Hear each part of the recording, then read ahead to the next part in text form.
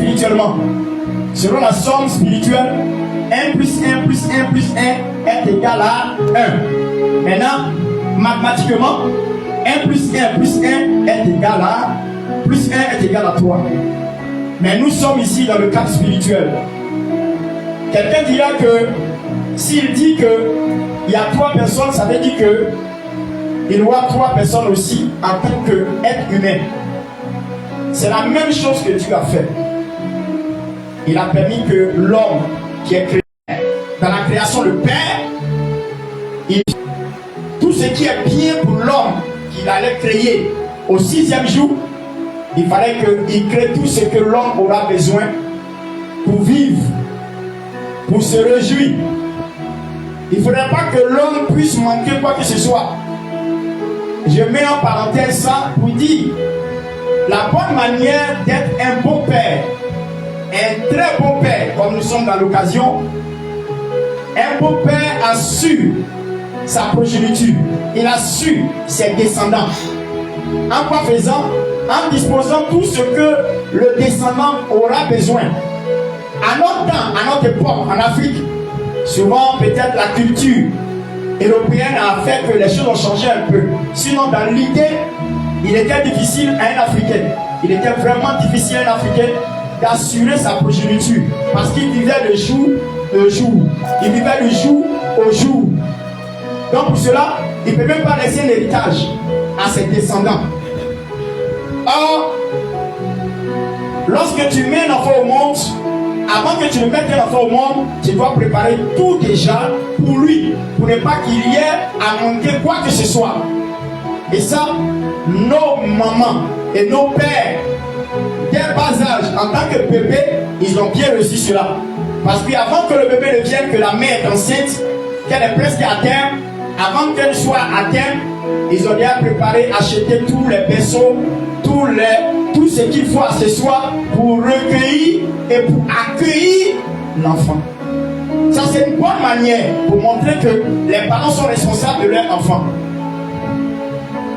Vous voyez, c'est la même chose que Dieu nous a fait. Sachant que on allait venir, avant qu'on ne vienne, il sait que l'homme aura besoin du soleil.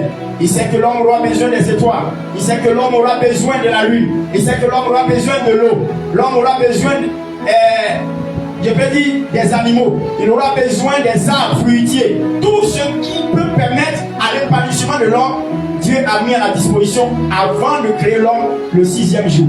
Il a fini tout. Tout ce qui est avant l'homme en 5 jours. Et le 6e jour, quand il a fini d'achever, il crée l'homme. Et quand il finit de créer l'homme, la Bible dit que le 7e jour se repose. Parce qu'il a vu que tout était parfait. Et quand l'homme était venu, l'homme n'avait pas besoin de quoi que ce soit. Parce que tout était mis à sa disposition dans le jardin. Ça, c'est un père qui est responsable. Il y a des gens qui ont été, je peux dire, surpris par une grossesse.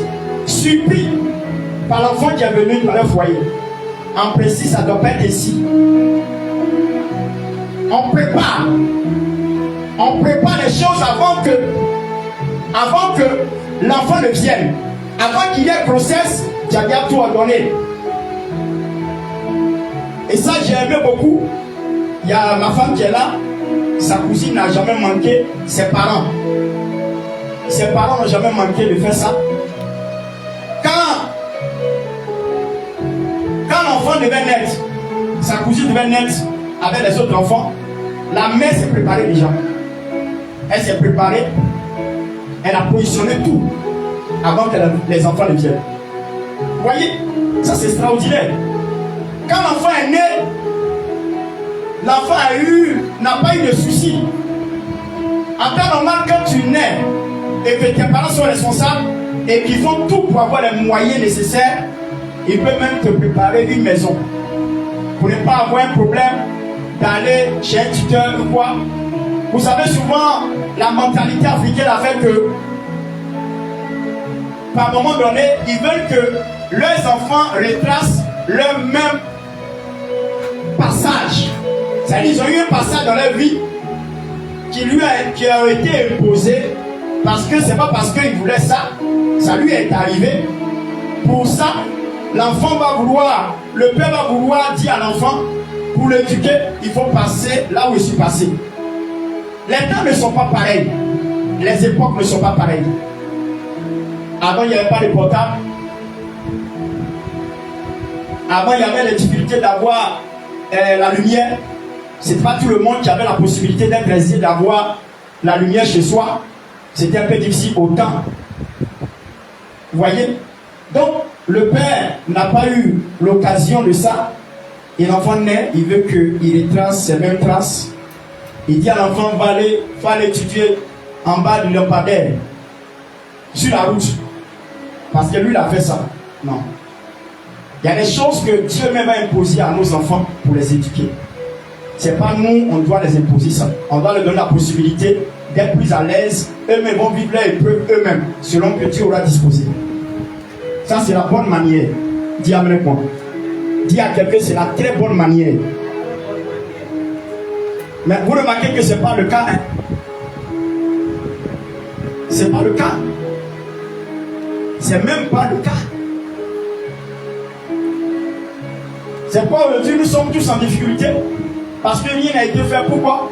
Parce que aussi en Afrique, voici le problème. Celui qui travaille, tous les cousins et les cousines, et même les neveux, le frère du père va dire à son frère, j'envoie mes enfants, ils vont venir étudier chez toi. Voilà le problème. Tu ne peux pas dire non, parce que c'est lui seul qui travaille. Donc il est obligé d'endosser toute la responsabilité de tous les enfants, de ses frères, de ses soeurs. Et la maison est remplie. Imagine-toi comment il peut tracer un avenir meilleur pour ses propres enfants. Voilà le problème majeur. Et ça, on a voulu montrer qu'on est bien, mais on a hypothéqué l'avenir de nos enfants. Aujourd'hui, je vous assure, la plupart des parents, des enfants qui sont nés, vous allez remarquer que les mêmes difficultés qu'ils ont vécues, à force qu'ils n'ont pas eu la possibilité d'avoir une vie bien aisée, ils sont obligés de faire vivre ça à leurs enfants parce qu'ils n'ont rien. Eux-mêmes sont en train de se battre pour être à l'abri du soleil. Ce n'est pas tracer, donner héritage ou bien préparer quelque chose pour leurs enfants qui vont avoir aujourd'hui. Eux-mêmes sont en difficulté. Ce n'est pas un enfant qui va venir là qui ne sera pas en difficulté parce qu'eux-mêmes se cherchent. Mais si les parents avaient préparé ça, ils avaient mis de l'argent dans un compte. Oh, imaginez-vous, le père avant de partir, il a prévu les choses, des maisons, et puis il a mis dans le compte, chaque personne a 5 millions, 5 millions, 5 millions. Je vous assure, hein, si toi tu n'as pas pris ta vie en main, c'est toi qui seras le responsable. Parce qu'il aura tout assumé, tu serais fier de ton père, parce qu'il a tout prévu, il a tout disposé pour que les enfants puissent vivre bien, pour que leur progéniture, c'est quoi la Bible dit que l'homme de bien laisse son héritage aux enfants de ses enfants. Il ne laisse pas son héritage à ses enfants, aux enfants de ses enfants, ses arrière-enfants. Pour ne pas qu'il y ait un problème majeur, il ne se limite pas à son enfant, mais il fait de telle sorte que ça va jusqu'à son petit enfant. À ce niveau-là, les enfants vont plus avoir de difficultés, même de soucis. Parce que le petit-fils même, il est bien. À plus forte raison, le père même, il est plus bien. Mais aujourd'hui, dites-moi, et par moi aussi, quand les gens, la société européenne nous a colonisés et nous ont donné des valeurs quand même. Ce n'est pas tout ce qui est de l'Europe qui est mauvais. Ils nous ont donné quelques valeurs. Quelques valeurs, pourquoi?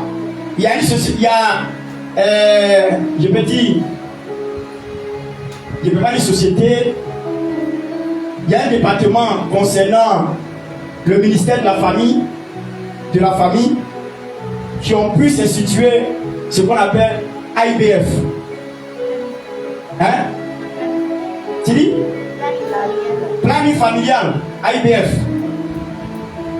Pourquoi ça? Parce que nos parents, nous les Africains, nous faisons tellement d'enfants sans espacer les enfants. Tu peux voir que les enfants, ils ont seulement que le moi en eux. Moi en eux. Il y a d'autres qui ont 1 an en eux. Si la grâce a été, il peut avoir espace de 1 an. Il y a d'autres même qui ont espace de 2 ans. Pour les gens, ce qui est accoutumé, il faut avoir espace de 2 ans. Non. On ne fait pas les enfants parce qu'on nous a conseillé de mettre les espaces de 2 ans. C'est pas ça. On fait les enfants par rapport à l'avenir. par rapport à l'avenir. Qu'est-ce que tu prépares? Qu'est-ce que tu as pour offrir à tes enfants qui viennent? Il ne faudrait pas que ça soit une vie de jour au jour, parce qu'ils n'ont pas demandé à venir. C'est toi qui es responsable d'eux. Tu ne dois pas vivre en même temps que tu ne manges pas, l'enfant ne mange pas. Voilà le problème. Pourquoi? Parce qu'ils deviennent nombreux. Tu peux avoir 7 enfants. Ton salaire ne vaut même pas. Quand tu calcules bien et tu vois à l'école, il y a d'autres leur vie sera hypothéquée parce que tu n'arrives plus à tenir les deux bouts. Et ça, c'est un problème majeur. Et ça, je suis en train de vous conscientiser. Je vous ai dit, c'est une parenthèse pour vous amener à préparer l'avenir des enfants. C'est pas parce qu'il y a possibilité de faire que tu dois faire. Non, non. On fait parce qu'on sait qu'on est capable de prendre soin, bien soin. Mais il y a des gens qui font comme ça. Tu fais comme ça. Et par moment, on a constaté que plusieurs ont commencé à être en difficulté. En difficulté. Vous voyez? Et ça, c'est très bon. Vous voyez? Ils ont été tellement en difficulté. Et quand c'est comme ça, moi, je dis c'est très bon. Pourquoi? Parce qu'ils vont prendre compte, ils vont se rendre compte que la manière de faire n'a pas été la bonne manière. Vous voyez? Aujourd'hui, si vous remarquez bien, nos enfants ont été surpris par les grossesses. Et même le jeune homme qui a grossi l'enfant, qui a eu des rapports, qui a enceinté ta fille, il ne veut même pas prendre la grossesse. Voici un problème encore. À la fois où tu nourris le fils, tu nourris la fille, tu seras obligé de nourrir la fille et son enfant. Et regardez un peu quelle difficulté qui vient de rentrer encore dans le foyer, sachant qu'il y a d'autres enfants qui sont là, qui ont même des difficultés pour manger. Ça devient un problème majeur. Et ça, il faudrait que de nos jours, à notre époque, au XXIe siècle, il ne faudrait pas que ce genre de choses existent. Il faut réfléchir d'abord de faire des enfants. Il faut te préparer pour en faire. Il ne faut pas faire parce que tu as envie de faire. Non, il faut faire parce que tu es prêt à faire. Parce que tu sais que tu as tout préparé déjà pour l'avenir de tes enfants. C'est bon. Mais pour nous, on se dit c'est Dieu qui donne. Et si tu vois, vous voyez bien en Afrique, si vous voyez que la population africaine est très jeune, parce qu'on fait beaucoup d'enfants. Beaucoup. L'espace n'est pas grand. Tu vas voir même le dernier enfant.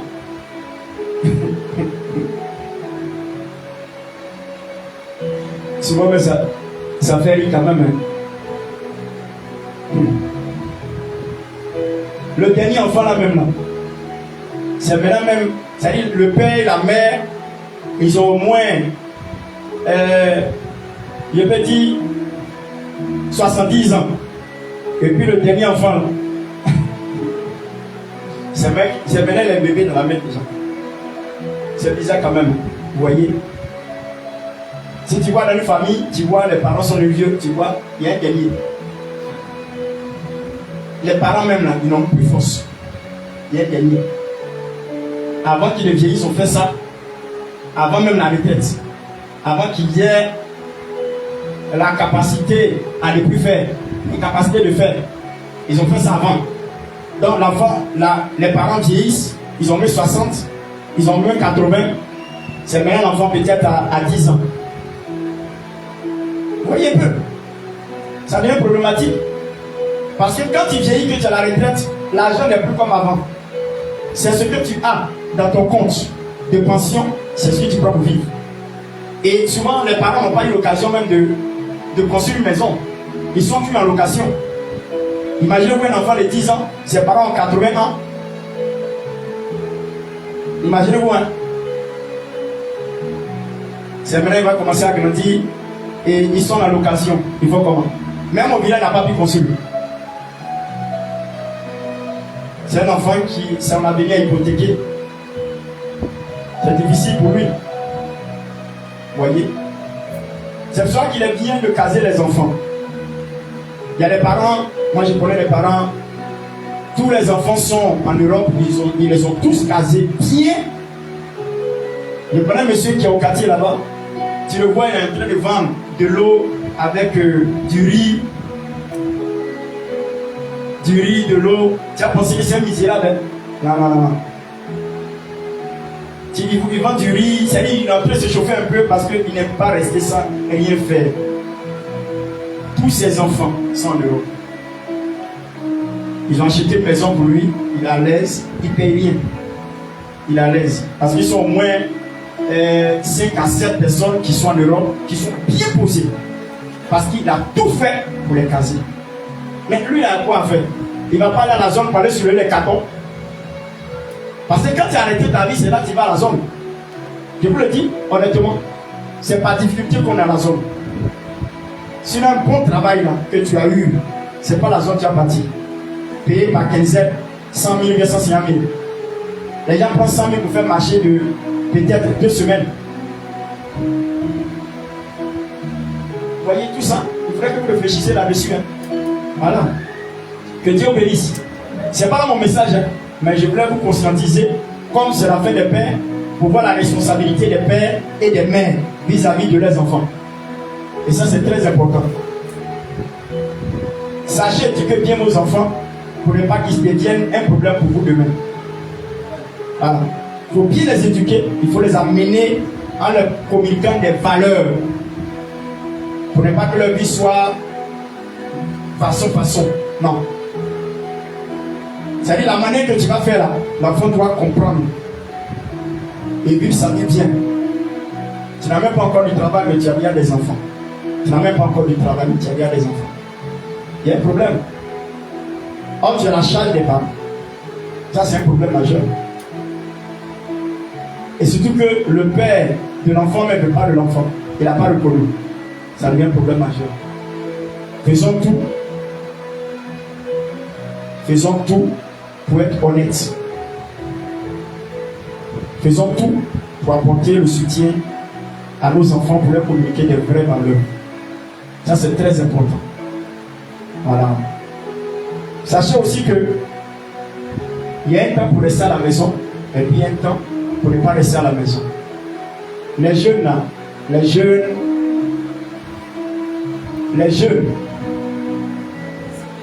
jeunes filles, surtout les jeunes. Amen. Les jeunes. Voilà. Il faudrait que vous battiez de telle sorte que vous soyez capable, à votre niveau, à rendre la monnaie à vos parents. Toute la vie n'est pas faite pour que les parents puissent vous administrer. Vous devez être capable de vous battre pour que demain vous puissiez rendre la monnaie à vos parents. Lorsqu'ils vieillissent, ils n'ont plus de force, ils n'ont plus de capacité. C'est vous maintenant de prendre le relais pour les aider, pour les mettre à l'aise, pour ne pas qu'ils puissent faire des efforts. Ça, c'est la moindre des choses qu'un fils doit faire à ses parents par rapport au service que ses parents lui ont rendu. Ils ne sont pas obligés. Il y a d'autres qui ont jeté les enfants. Mais ils ont pris le cas, ils ont pris la responsabilité de vous élever, de vous donner des valeurs, de vous aider, de vous mettre même à l'école pour que vous puissiez avoir des diplômes et puis réussir demain. Ça déjà, c'est beaucoup. Parce que tout ça, ils vont vous nourrir. Ils vont gérer vos caprices. Ils vont gérer beaucoup de choses. Vos humeurs. Trop de choses. Il faudrait que vous réussissiez. Moi, il me dit toujours, un enfant, quand il se bat qu'il a réussi, la moindre des choses qu'il peut faire, qui est rien pour moi, c'est d'offrir une maison à ses parents. La moindre des choses, s'il n'a rien fait quoi, c'est lui offrir une maison. Ça, c'est un cadeau que tu dois offrir à tes parents. Pour leur dire merci. Il ne doit plus être dans une location. Il doit avoir leur propre maison. Si tes parents déjà ont payé leur maison, il n'y a pas de problème. Tu peux faire d'autres choses qui sont plus que ça. Voilà, pour leur donner, pour ne plus qu'ils aient l'occasion de travailler. Voilà. Tu peux construire un immeuble et puis leur permettre de prendre le loyer chaque fin du mois. Et puis c'est tranquille, ils sont assis jusqu'à ce qu'ils quittent la terre des hommes. Amen. Amen. Est-ce que les jeunes, vous avez compris les jeunes? Voilà. Faites du bien à vos parents, c'est important. Voilà. Parce que les temps sont courts. On ne sait pas quand Dieu peut les enlever. Parce que souvent on a des regrets de savoir que c'est fini. Parce que l'amour ne prévient pas. C'est pas l'amour ne prévient pas. Il faut avoir cheveux blancs avant que je te prenne. Non, l'amour ne prévient pas d'avoir les cheveux blancs. Non. L'amour peut te prendre jeune. Parce que l'amour aussi prend les enfants. Il peut arriver que tes parents n'ont pas de cheveux blancs et puis Dieu les a pris. Mais c'est un regret. C'est un très grand regret. Alors, c'est pourquoi il faut se battre pour ne pas gaspiller le temps, pour pouvoir permettre d'atteindre l'objectif afin de faire grâce. Quand je vois des gens, leurs parents sont obligés de leur supplier, pour les aider, j'ai compris qu'ils n'ont rien compris. Tes parents ne peuvent pas te supplier pour te demander quelque chose. Tu dois toujours être capable de leur donner. Pourquoi? Parce que c'est ce que tu peux faire pour eux. Ce qu'ils ont fait dans ta vie, tu ne peux pas payer les 1 tiers. Même si tu leur donnes 1 milliard, ça ne vaut même pas. Les milliards ne valent pas ce que les parents ont fait pour nous. Ça ne vaut même pas. Parce que ce qu'ils ont subi, vous ne pouvez pas imaginer. Quand tu étais malade, quand tu as failli mourir, comment il s'est arrangé pour ne pas que tu meurs, que tu sois en vie. Tout ça, les parents ont vécu ça. Tu étais tout petit. Donc pour moi, les parents ne doivent pas le supplier. À chaque fin du mois, si tu travailles, tu dois lui donner quelque chose. Non, tu ne dois même pas calculer. Non, ça a été donné, c'est pas ça. Hein. Tu lui donnes. Tu ne sais pas quand Dieu va la prendre. Tant que tu as le temps, donne-lui. Il ne faut pas réfléchir, donne. C'est comme ça qu'il faut faire. Quand tu fais ça là, c'est bon. Demain, quand elle s'en va, tu ne regardes pas. Tu pleures parce qu'elle ne sera plus là, mais tu ne regardes pas parce que tu as pu offrir à ta mère le peu que tu avais. Malgré qu'elle savait que tu n'avais pas un travail lucratif qui soit aussi conséquent. Amen. Amen. Amen. Amen. Est-ce qu'il parle à quelqu'un ici? Amen. Est-ce qu'il parle à quelqu'un ici? Amen. Alléluia. Non, c'est ça. Il faut faire. Il faut faire. Il y a des enfants déjà qui ont fait. Il y a d'autres enfants que je connais ici. Ils font le peu qu'ils peuvent. Un peu. Même leur père et leur mère sont fiers d'eux. C'est que déjà même là, ils n'ont pas grand chose, mais ils ont fait jusqu'à maman et papa sont tellement contents d'eux. Ils se disent que demain, si elle a eu, c'est que nous on les garde. Voilà ce qui se dit dans la tête. Il y a d'autres même là quand on les garde, même c'est eux-mêmes qui dépensent sur eux. C'est eux-mêmes qui dépensent sur eux. Les parents continuent de dépenser sur eux. À quel âge? À quel âge? À quel âge? Vous voyez? Quand on parle de adolescence, on parle de l'âge majeur. Dis après moi. Il y a l'âge. Il y a l'âge quoi? Majeur. Il y a l'âge mineur. N'est-ce pas? Nous savons tous qu'à un certain niveau de la vie, c'est pas les Européens, je bénis Dieu. Ils ne savent pas comment ils s'arrangent. Hein. Et pour eux, c'est pas. Chez nous ici, on veut faire comme les Européens qu'on arrive. Maman, papa, il y a 18 ans maintenant. Il faut quitter la maison. Quand tu clames que tu as 18 ans, quitte la maison. Chez les Européens, là, quand ils ont 18 ans, ils ont déjà prévu déjà ça. Il a déjà eu un travail parce que selon le cycle scolaire, et puis primaire comme secondaire, université, ils ont déjà fini leur diplôme. Ils ont un petit travail, ils prennent. C'est pas crédit. Par rapport au travail qu'ils font, ils prennent location, ils prennent maison, ils sont dedans, ils vivent leur vie, ils ne dérangent plus leurs parents. Tranquille. Chez nous ici, là, c'est quand ils vont avoir poil dans la poitrine. Tout poitrine n'est plus de poil comme ça. Et puis ils se promènent torse nu dans la maison pour montrer que lui il est là. Oui, c'est comme ça. Ça ne dit rien. Ça ne dit absolument rien. Les années n'ont qu'à s'écouler, lui, il s'en fout. Et ça, c'est un cauchemar pour les parents. Ils sont là, c'est leur fils, il ne peut pas te chasser, il ne peut pas te dire quelque chose, mais tu es dans la narine. Et ça, c'est pas bon. C'est un manque de responsabilité. Voyez? Parce que ce qui n'excuse pas la vie, ce qui n'excuse pas ce genre de choses, c'est l'âge. L'âge n'excuse pas. Pendant que tu dis, Dieu m'a prêté. Dieu m'a prêté quand ça m'a venu bien là. Tu vas voir que tu as 50 ans. Dites-moi, le rendement de 50 ans peut apporter de l'argent. Même les sociétés ne vont pas te prendre. Tu auras combien de temps pour passer? Parce que la retraite en Côte d'Ivoire, c'est 65 ans. Ils ont mis 5 ans dessus. Imagine-toi combien de temps. Parce que quand tu commences à aimer Dieu, on se dit le rendement est faible. Pareil, tu n'as plus d'énergie, tu n'as plus de lucidité. Souvent, même quand on arrive dans certaines institutions, dans des sociétés, quand tu arrives, tu vois le monsieur, il est vieux, il est assis et puis il dort. Or, il est venu t'auditionner. Hein. Il est là et puis il dort. Tellement qu'il est fatigué. Parce qu'il a vécu tellement ça, la routine de ça. Donc il est fatigué.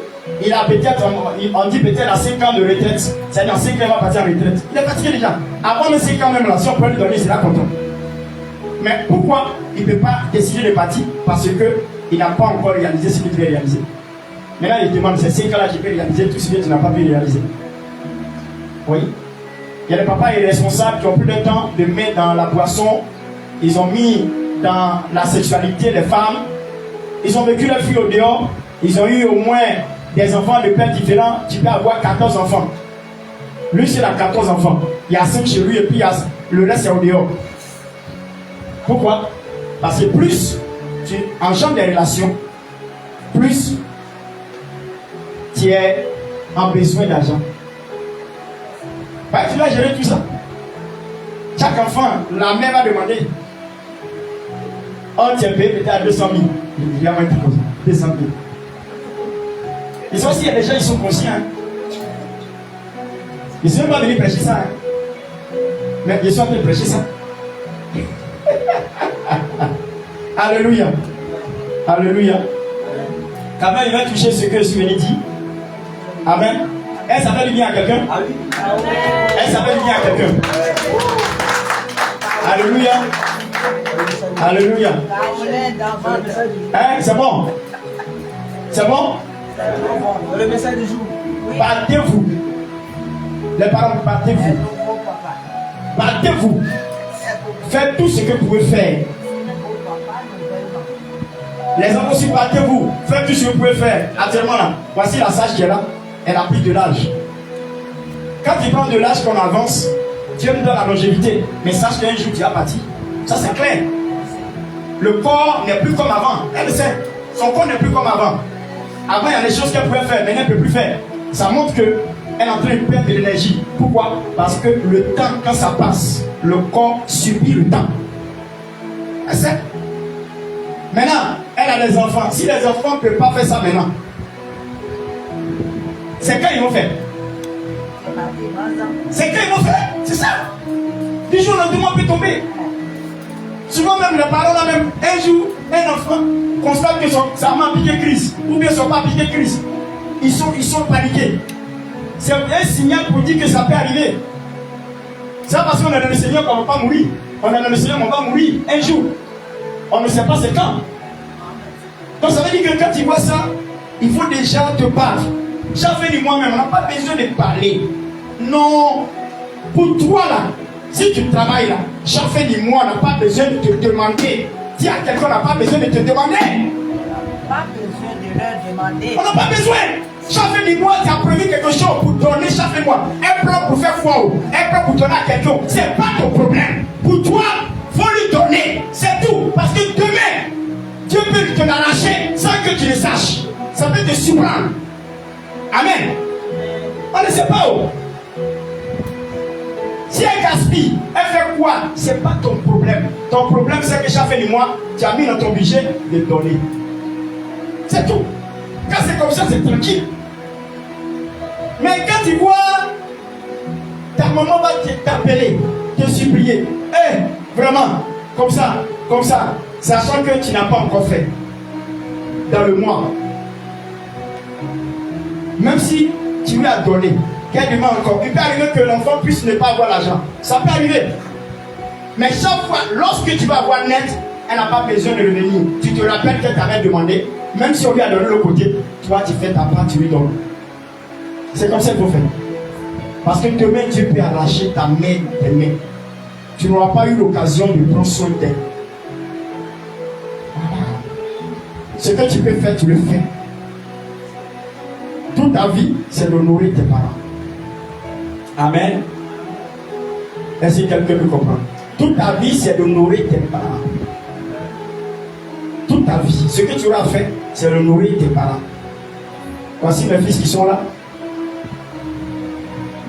Les filles de Maï. Toute leur vie, c'est d'honorer les parents. Et ça, dans le texte, tu dois savoir que tous les efforts que la main consent, que le cœur consent, c'est pour demain, s'ils réussissent, il y a de s'honorer. Je vous dis quelque chose, hein. Écoutez-moi très bien ce que je vais vous dire, pour finir. Je dis, on n'honore pas les parents parce qu'ils ont été bien à nous. On n'honore pas les parents parce qu'ils ont été bien avec nous. C'est pas ça. On honore les parents parce qu'ils nous ont enchantés. Ils nous ont enchantés. Parce que tu peux trouver un parent qui ne soit pas bien avec toi. C'est pas autant pour ça que tu ne vas pas l'honorer. Il ne faut pas regarder parce qu'il n'est pas bien avec toi. Non, non. Pour toi, tu as quelque chose dans ton esprit, tu dois l'honorer obligatoirement. Pourquoi? Parce qu'il t'a mis au monde. Pourquoi? Parce qu'un jour tu as mangé son riz. Parce que si on veut se baser sur la base, sur cette base du peu qu'il a fait, tu es obligé de l'honorer. C'est pas beaucoup, mais tu as mangé son riz. C'est pas beaucoup, mais tu as été en bas de sa lumière. C'est pas beaucoup, mais tu as pris son eau pour te laver. Dans tous les cas, tu as profité quelque chose de lui. C'est plus simple. Donc tu es obligé de faire quoi? De l'honorer. Je vous assure qu'il y a des personnes qui n'ont pas connu leurs parents. Ils ne sont pas morts, hein? On ne les a pas reconnus. Ça, c'est nos cas. Maintenant, après, si les parents, le père, vient reconnaître l'enfant, quand on est chrétien, on pardonne. Maintenant, ça dépend de l'enfant, de la manière qu'il va gérer sa relation avec son père. C'est très important, n'oubliez jamais ça. Quand on est chrétien, on est honnête. Et puis on pardonne. Voilà. Les gens ont tué les gens, ils les ont pardonnés. Voilà. On n'est pas rancunier quand on est chrétien. Voilà. C'est vrai, tu as souffert, tu t'es investi dans l'enfant et tout. Et puis Dieu vient reconnaître. S'il reconnaît ça, il n'y a pas de problème. Mais reconnaître ne veut pas dire que tu dois t'occuper de lui ou bien de ton enfant. Ça dépend de la relation de ton enfant et puis c'est tout. Voilà. Que le Seigneur vous bénisse. Est-ce qu'il y a donné des conseils aux gens?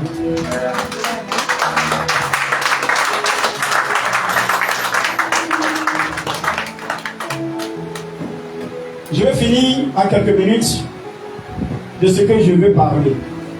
Nous sommes dans le temps de l'esprit. Écoutez-moi, je vais parler en quelques minutes rapidement et puis je vais arrêter. Nous sommes dans le temps de l'esprit et vous avez parlé de quelque chose. Il y a trois entités. Trois entités. Le Père, le Fils et le Saint-Esprit. Je vais résumer. Le Père est le créateur de tout, de l'homme, de tous les êtres vivants. Il a créé toutes choses. Le 5e jour, il a créé toutes choses en 5 jours. Le 6e jour, si je veux parler de à part l'homme, parce que l'homme aussi a été créé, il fait partie de la création. Je vais dire tout le reste, à part l'homme, il a créé en 5 jours. Et le 6e jour, il créa l'homme. Le 7e jour, il s'est reposé pour dire que c'est achevé, tout est parfait. Et lorsqu'il a fait ça, son objectif c'est que l'homme vive bien, à l'aise. C'est qu'il a créé toutes ces choses. L'homme vit bien.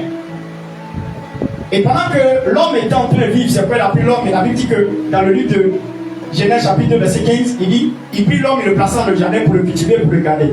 Il prit l'homme, il le plaça dans le jardin pour le cultiver et pour le garder. Mettre en valeur ce que Dieu lui a donné. Et puis le garder pour ne pas l'abîmer, ne pas le détruire. Ce que Dieu donne, on doit conserver. On ne doit pas détruire ça. Et pendant qu'il faisait ça, il s'est trouvé qu'il les a donné des ordonnances. Il les a présenté l'arbre de la connaissance du bien et du mal. Il les a présenté l'arbre. Il y avait 3 arbres. L'arbre de la connaissance du bien et du mal. Et le deuxième arbre, je vais dire 2. L'autre arbre était au milieu du jardin, c'était l'arbre de la vie.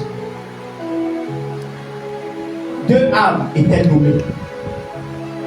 L'autre était la connaissance du bien et du mal, et puis l'autre était l'arbre de la vie, qui était au milieu du jardin.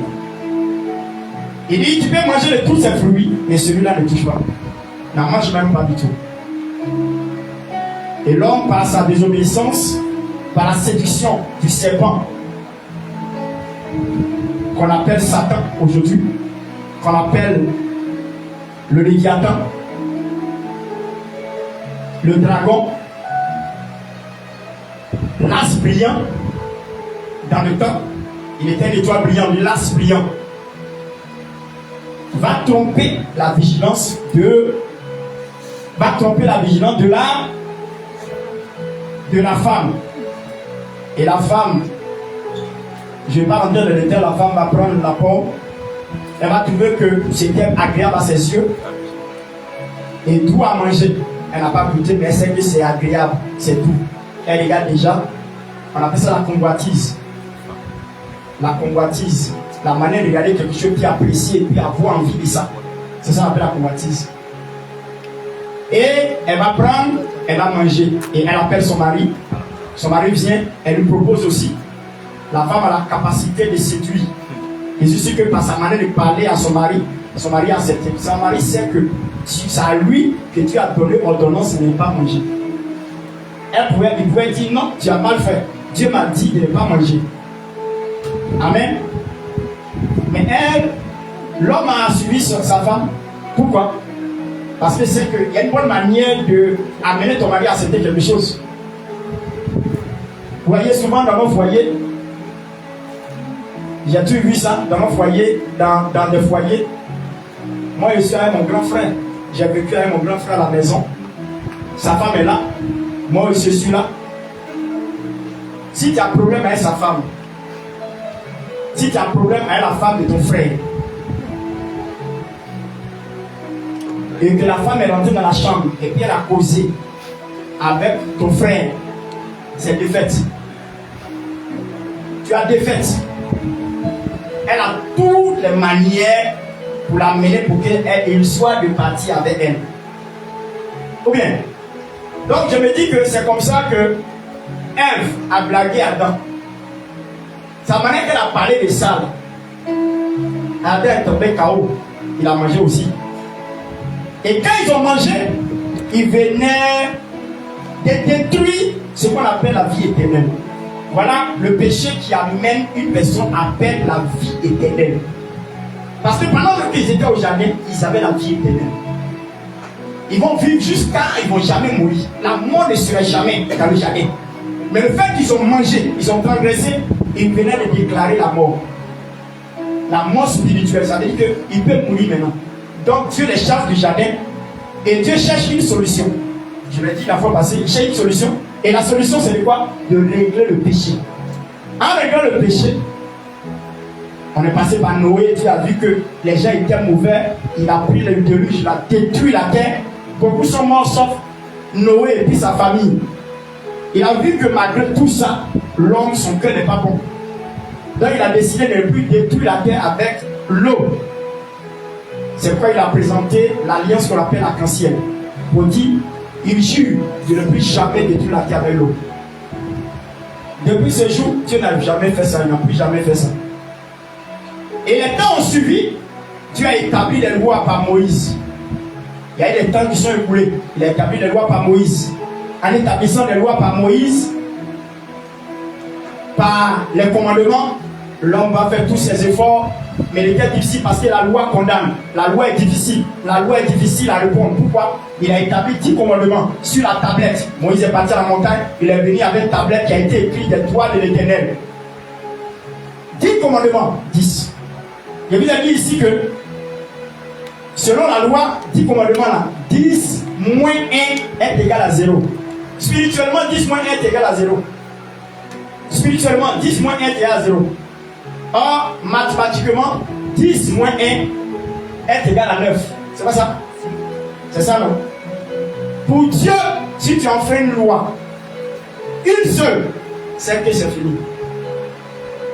Les 9, si tu as respecté 9 et tu en fais 1, c'est 0. Ça veut dire que Dieu s'en fout des 9. il tient compte de tous les 10 sur 10. Vous voyez comme la loi est difficile, non? Donc les gens ont vu qu'on faisait, mais c'était difficile. C'est quoi? Il va installer des pasteurs, il va installer ce qu'on appelle un sacrificateur. Un sacrificateur, il va installer aussi un souverain sacrificateur. Vous voyez? Et c'est par eux maintenant que les hommes doivent s'approcher pour régler leurs problèmes. Pour régler leurs problèmes. Si tu ne vois pas le sacrificateur, ton problème ne peut pas être résolu. C'est là qu'ils vont parler d'expiation de sang. Pourquoi? Parce que dans la loi, comme il est écrit, dans le livre de Hébreux 9, verset 22, voilà bien, la Bible dit que sans effusion de sang, il n'y a pas de pardon. Sans effusion de sang, il n'y a point de pardon. Donc dans la loi, il est écrit que quand quelqu'un a péché, il faudrait que quelqu'un d'autre, une vie tombe pour que ça soit résolu. Donc cette loi est installée et ils le savent. Donc pour ça, ils ont décidé de prendre les taureaux, les bœufs. Les bœufs, chaque personne doit avoir un bœuf sans défaut. Sans défaut. S'il est bon, on ne prend pas. S'il est estropié, on ne prend pas. En tout cas, sans défaut. Pour montrer que c'est un animal qui est pur, tranquille, propre. Et c'est là maintenant, on dépose ça devant le sacrificateur. Le mot sacrificateur qui est le sacrifice, c'est celui qui va sacrifier l'animal et le présenter à l'Éternel. C'est quand on lui donne le nom de sacrificateur. Parce qu'il va sacrifier. Sacrifice parle de sang. Parce que dans le sacrifice, il y a sang dedans. Amen. Est-ce que quelqu'un me comprend? Et chaque personne va mettre son bras sur ça. Dis amen avec moi. Et le péché de la personne entre tellement dans l'animal. Et il faut briser, il faut tuer, il faut l'immoler par le feu. Et déposer sur l'autel pour que Dieu prenne plaisir à cette offrande. C'est comme ça les péchés des gens sont expiés. Chaque personne devait faire ça. Imagine-toi que tu es dans une famille pauvre où tu ne peux pas acheter un bœuf. Tu as un problème. Tu as un problème. Ouais, c'est par là qu'il faut expier son péché. Mais le problème qui se pose, malgré ça, il devait avoir, dis amen à moi. Il devait avoir un souverain sacrificateur pour aller présenter les requêtes du peuple. Même le sacrificateur aussi avait besoin du souverain sacrificateur. C'est-à-dire que le sacrificateur lui-même, c'est un pasteur. Aujourd'hui, on appelle ça pasteur. Maintenant, il y a son supérieur qui est le souverain sacrificateur. On met le souverain dessus. Pourquoi? Parce qu'on ne peut pas lui tenir des reproches. Il est souverain. Quand on dit quelqu'un est souverain, c'est qu'il a le monopole de tout. Il peut même juger le sacrificateur. Et c'est pour cela qu'ils vont créer des compartiments dans le tabernacle. Dis les compartiments dans le tabernacle. Et dans les compartiments des tabernacles, c'est un tabernacle, c'est un lieu où on adore Dieu, où on fait culte, on rend culte à Dieu. Et chaque compartiment a un rôle bien spécifique à jouer. Dans le tabernacle, il y a 3 compartiments. Le petit principal que Dieu permet de l'utiliser pour atteindre son objectif. Il y a le parvis. Le parvis, c'est les Lévites. C'est de là vient les Lévitiques. Les Lévites. C'est de là vient aussi la famille, la tribu de Lévi. Eux, ils sont sacrificateurs à perpétuité. C'est-à-dire quand tu nais dans la famille des Lévites, vous êtes nés pour servir Dieu à perpétuité, tous les descendants. Donc, eux, ils sont dans le parvis pour travailler dans la maison de l'Éternel. Dis amen. Pour travailler dans la maison de l'Éternel. Amen. Pour travailler dans la maison de l'Éternel. Écoutez-moi bien. Et le deuxième niveau, pour ceux qui notent, c'est le lieu saint. Dis le lieu saint. Qui comporte l'autel du parfum et des offrandes. Qui comporte l'autel du parfum et des offrandes. On appelle ça l'autel. Là où on présente les offrandes à l'Éternel. Comme je suis là. Ici, on appelle ça le lieu saint. Le lieu saint ici, quoi. Où je suis assis là? Voici l'autel. Là où la chair est posée, c'est là qu'il y a l'autel. Là où l'offrande est posée, c'est là-bas qu'on appelle l'autel. C'est pas la plateforme qui est l'autel. C'est ce qui est installé le sol qui fait de ça l'autel. L'autel, c'est l'offrande qui fait l'autel. Retenez ça, c'est l'offrande qui fait l'autel. Ce n'est pas l'autel qui fait l'offrande. Le jour que tu as pris un panier, tu as pris une corbeille, tu as pris quelque chose où tu as déposé un endroit où on doit faire une offrande, le fait que tu as déposé, tu as fait de son endroit un autel. C'est pour cela que quand les gens, nos parents au village, ils ont trouvé un endroit où ils versent le sang, ils tuent des animaux, ils versent le sang, le fait qu'ils font des offrandes là, à l'esprit de la forêt, à l'esprit de famille, à l'esprit qui doit recevoir, l'endroit devient un autel. À cause de quoi? À cause du sacrifice, à cause de l'offrande qu'ils ont fait là. Donc c'est l'offrande qui fait l'autel. Donc sur l'autel, on appelle ça le lieu saint. Dis le lieu saint. Voilà. C'est là le sacrificateur s'installe pour offrir à l'Éternel, comme son nom l'indique, il est sacrificateur. C'est là qu'il fait les sacrifices pour offrir à l'Éternel l'offrande. Voyez? Et troisième compartiment, ils ont fait exprès pour mettre un rideau. Après l'autel de l'offrande, il y a un rideau derrière. C'est comme une tente. Une tente d'assignation. Avant, on parlait des tentes de signes. Il y a un rideau qui est mis pour séparer les compartiments. Pour ne pas que quelqu'un s'aventure pour y entrer. Pourquoi? Parce que là-bas, c'est le lieu très saint. Le lieu très saint. Je vais vous donner quelque chose que vous allez noter. Les trois compartiments aussi sont appelés comme ça dans le livre de Romains chapitre 12. Quand vous lisez à partir de verset 2, il dit, Dieu permet que l'homme comprenne, il comprenne par l'intelligence par la connaissance de son intelligence, de connaître, de discerner ce qui est bon, ce qui est agréable et ce qui est parfait. Le parvis, c'est ce qui est bon. Le parvis, c'est ce qui est bon. L'autel ou le lieu qui est saint, c'est ce qui est agréable. Parce que l'offrande est agréable à Dieu. Une offrande est agréable à Dieu. Maintenant, le lieu très saint, c'est ce qui est parfait. C'est le parfait qui est là-bas. Si tu n'es pas parfait, tu ne peux pas rentrer. Comme là-bas est parfait, comme l'a indiqué Romains chapitre 12, il faut prendre des précautions pour y entrer. Pourquoi il y a un rideau? Même le sacrificateur n'a pas le droit d'y entrer. Celui qui est habilité à entrer s'appelle le souverain sacrificateur. Le souverain. Le mot souverain veut dire qu'il peut tout. Personne ne peut le condamner. C'est Dieu seul qui peut parler avec lui. Même s'il a fait quelque chose de mauvais, pasteur, le sacrificateur ne peut pas lui parler. Parce que c'est un souverain. C'est son patron, quoi. Le sacrificateur, c'est son patron qui est le souverain sacrificateur. Et lui, il ne communique avec Dieu dans le lieu très saint une fois par an. Une fois par an.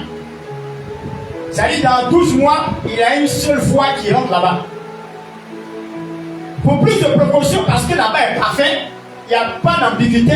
Si tu es façon, tu vas rester. Pour ça, ils ont trouvé une précaution. Ils ont mis des clochettes, des cloches à ses pieds. Vous voyez, quand les gens dansent, les bébés là, c'est cling, cling, cling, cling. Ils ont mis ça à ses pieds. Mais lorsqu'ils ont mis ça à ses pieds, ils ont attaché avec une corde. Pareil, c'est lui ceux qui rentrent. Pourquoi ils ont mis à ses pieds des clochettes? Pour que s'il meurt là, ça va plus sonner, il ne va plus avoir de bruit. Donc s'il n'y a pas de bruit, c'est qu'il est mort. Pour ne pas y entrer pour prendre son cadavre, on le dit doucement avec la corde pour le faire sortir. Parce que personne n'a pas le droit de monter. C'est lui seul qui est habilité à nous. Voilà comment les choses étaient situées. Et pour vous apprendre pourquoi je vous donne l'historique, c'est parce que l'esprit n'était pas donné à tout le monde. L'esprit n'était pas donné à tout le monde. L'esprit en son temps était familial. C'est par famille. Quand il dit par famille, Si toi tu as été choisi par Dieu, tes descendants sont dans le sacerdoce. On prend Moïse. Moïse aussi, il prend Aaron et puis Myriam. Dieu lui dit prends Aaron et Myriam, mettez-le dedans. Ça fait famille. Mais avant même que le Saint-Esprit ne vienne, vous allez remarquer bien. Quand Jésus a été choisi, son cousin aussi Jean-Baptiste a été choisi. Ça continue, hein. Vous voyez que Jésus était un homme de Dieu. Il était déclaré comme un pasteur. Mais Jean-Baptiste aussi a été choisi. Or, lui, il est le cousin de Jésus. Donc, la même situation se répétait aussi avant même que l'Esprit ne vienne. Vous voyez, avant que l'Esprit ne vienne, Jean-Baptiste aussi a travaillé avec son cousin Jésus. Parce que l'onction est donnée à un et ses enfants. Vous allez remarquer bien, quand il lit Exode 40, vous allez constater que Aaron, il est dans le tabernacle, il travaille. Et en même temps, Dieu dit n'a qu'à envoyer ses fils pour les sanctifier pour qu'ils servent Dieu dans le tabernacle aussi avec lui. Vous voyez que c'est familial. Vous voyez? Parce que c'est familial. Et Dieu il voulait résoudre le problème du péché. Jusqu'à Moïse, ils n'ont pas pu résoudre le problème. Dieu lui-même a décidé. Lui-même. Dis à quelqu'un, Dieu lui-même a décidé. Il va résoudre le problème. Il va décider d'envoyer son fils unique. C'est là la Bible parle de Jean 3, verset 7. Car Dieu a tant aimé le monde qu'il a donné son fils unique, avec lui ne périsse point. Avec lui quoi en lui, il ne périsse point, mais qui est la vie éternelle. Par le touchement de Jésus, par le canal de Jésus, par sa mort et sa résurrection, Dieu nous permet de rentrer dans une autre ère. L'ère qu'on appelle l'ère de l'esprit. La Bible dit que comme pour pardonner le péché, il faudrait qu'une âme tombe. Il y a mort de quelqu'un, le sang coule. C'est quoi qu'il a dit dans Hébreux 9, verset 22. Sans effusion de sang, il n'y a point de pardon. Il fallait que Dieu trouve un homme juste, sans défaut. Parce que quand on doit présenter, comme dans l'Ancien Testament, une offrande à l'Éternel pour expier le péché, qu'est-ce qu'on prend? On prend un animal qui est mort. Je vous ai dit quoi ici? Sans défaut. Il fallait que Dieu aussi trouve quelqu'un sans défaut, sans péché. Voilà pourquoi Jésus est venu sans péché. Pourquoi? Parce que le sacrifice que Dieu doit créer pour sauver l'humanité soit un sacrifice sans défaut. Le défaut, c'est le péché, on me dit. Un sacrifice pur, sans défaut, sans péché. Donc sa mort va résoudre deux problèmes. C'est pourquoi je vous ai dit que le Créateur, dans sa manière de faire, le Père, il a créé, il a cherché à résoudre le problème. Malgré tout ce qu'il a mis comme disposé, on appelle ça la dispensation, ça n'a pas résolu le problème. Qu'est-ce qu'il va faire? Il va envoyer son fils unique.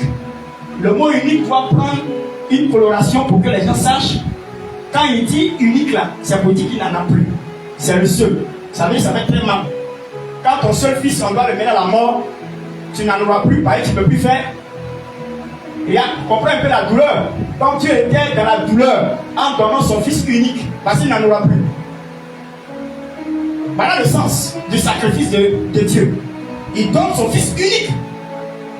Il n'en aura pas d'autre. Il est le seul. Pour montrer qu'il aime l'homme, de telle sorte qu'il donne son fils unique, son seul qui lui reste. Il va lui donner. Amen. Est-ce que quelqu'un me comprend? Amen. Est-ce que vous me suivez? Amen. Et il va mourir à la croix pour résoudre deux choses. Dans le fils, je vous ai parlé du Père. Maintenant, on est dans le cas où Dieu décide de donner la place à son fils. Et son fils vient accomplir une mission salvatrice, par création. Salvatrice, pourquoi? Parce qu'il y a péché, il faut résoudre le problème du péché. Donc son rôle qu'il va jouer, c'est quoi? La mission salvatrice. Sa mission pour le salut de l'humanité. Et sa mission consiste à donner sa vie pour les autres. Voilà sa mission. Ceux qui ne comprennent pas, parce que souvent les gens parlent Même mes frères musulmans parlent. Comment on peut mourir pour aider les gens. Comment quelqu'un peut se tuer et puis on trouve que se tuer là c'est bon. Ils ne comprennent pas l'historique. C'est pas nous donne l'historique. Voilà pourquoi Dieu décide de donner son fils pour qu'il meure, pour que le sang coule, pour que le péché de l'humanité soit expié. Et le fils vient dans l'intention, dis amen quoi, pour venir sauver l'humanité. Le rôle que le fils joue, c'est quoi? La rédemption, le salut, la rédemption, le salut, pour venir sauver l'humanité. Voici le rôle du fils. À la fois il fait ça, il résout nos problèmes. Sa mission c'était de sauver l'humanité.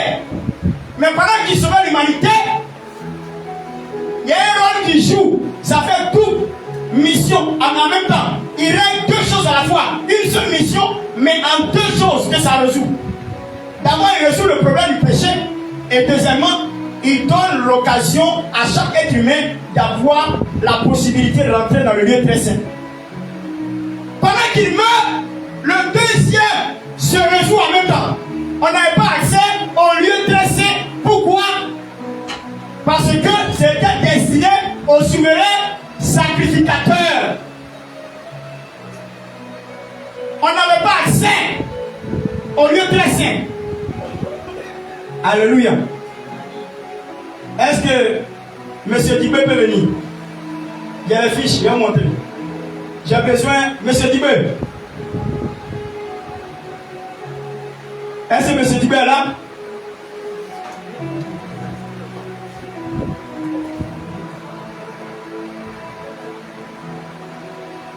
Alléluia. Il devait venir de suite et puis je devais régler. Je vais montrer comment les choses sont passées. Ok, il t'a confié. Hein? Voilà. Donc, dans cette optique-là, écoutez-moi bien, dans cette optique, il venait de résoudre quoi? Deux situations. Première situation, le salut de l'humanité. Et deuxième situation, avoir accès à l'esprit. Avoir l'accès au lieu très saint.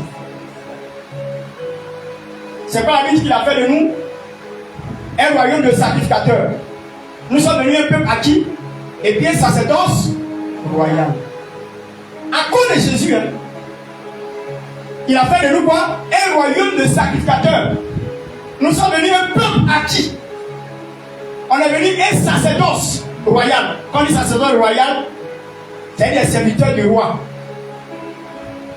Quand on parle de sacerdoce, on parle de service. On parle du travail du roi. Parce que Jésus est le roi, nous sommes devenus ses serviteurs. Alléluia. Mais dans le cadre de ce qu'il dit, nous sommes des princes auprès du roi, qui est le roi des rois. À cause de sa mort.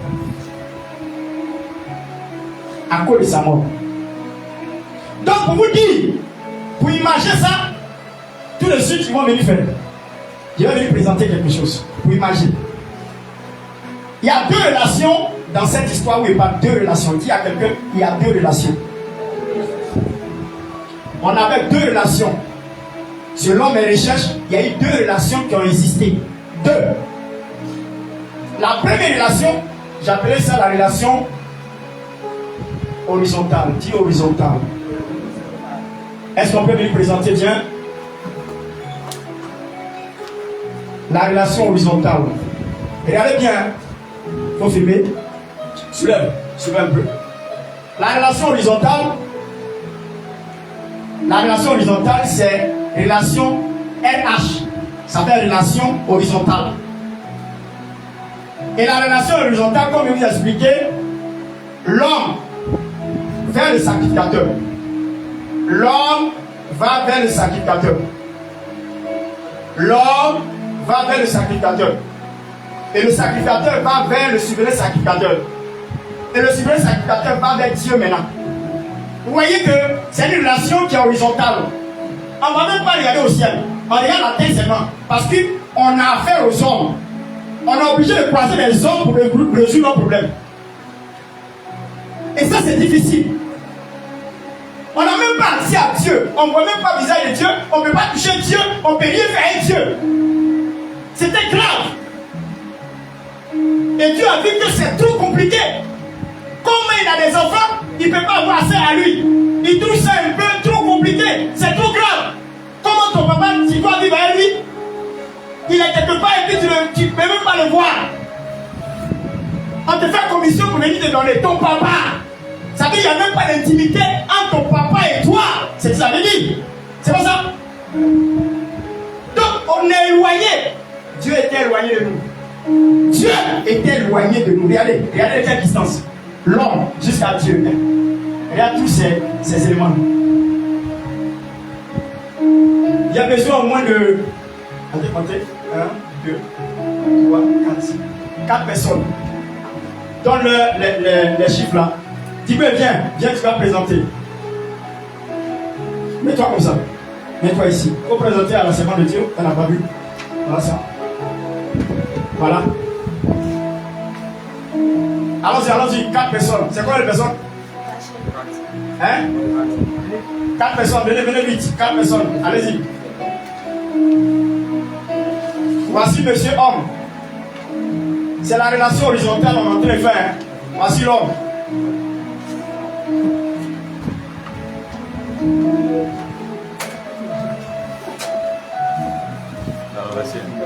Voilà, bien, votre voilà, lui collez-vous bien. Voilà. Voilà, présente bien. Attrape bien, voilà. Vous voyez? Est-ce que tu zoomes bien? Tu gères la régie? Voici relation horizontale. Relation horizontale. Voici l'homme. L'homme. Voici sacrificateur. Voici souverain sacrificateur. Voici Dieu. Pour que celui-là va un peu plus loin, là c'est bon. Pour que celui-là arrive jusqu'à Dieu, il doit passer par tout cela. Or, malgré qu'il passe par tout cela, il ne peut pas avoir accès à Dieu. Jamais. Sa relation d'avant là, voilà comment ça se présentait. Une relation où l'homme ne peut pas avoir accès à Dieu. Or, Dieu, c'est le Père. Et l'homme, c'est son Fils. Depuis la création. Donc, il y a tous ces blocages. Il est obligé de passer par les hommes. Sacrificateur, souverain sacrificateur. Et puis, lui, le souverain sacrificateur, il a une seule fois par an à entrer pour aller voir Dieu. Dis à quelqu'un, c'est grave. Vous voyez que c'est grave, non? Toi, tu as ton papa, tu ne peux pas le voir. Hein? C'est les gens qui te font commission tous les jours. Est-ce que tu es à l'aise? Tu peux vivre à l'aise? Ça ne peut pas. Voilà ce qui s'est passé. Et c'est ça, Dieu a décidé de changer. Dis amen, moi.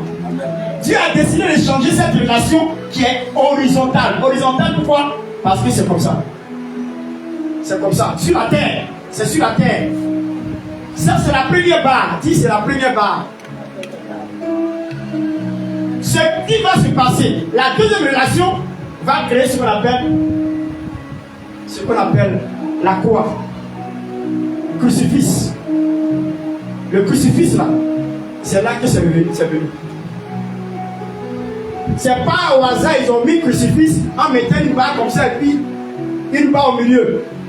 La première fois, on appelle ça la barre horizontale. C'est une relation entre les hommes aux hommes, entre l'homme et l'homme. L'homme avait affaire aux hommes. Voilà comment ça se passait. Ça, c'est la première relation. Maintenant, vous rangez, envoyez la deuxième relation. Ok.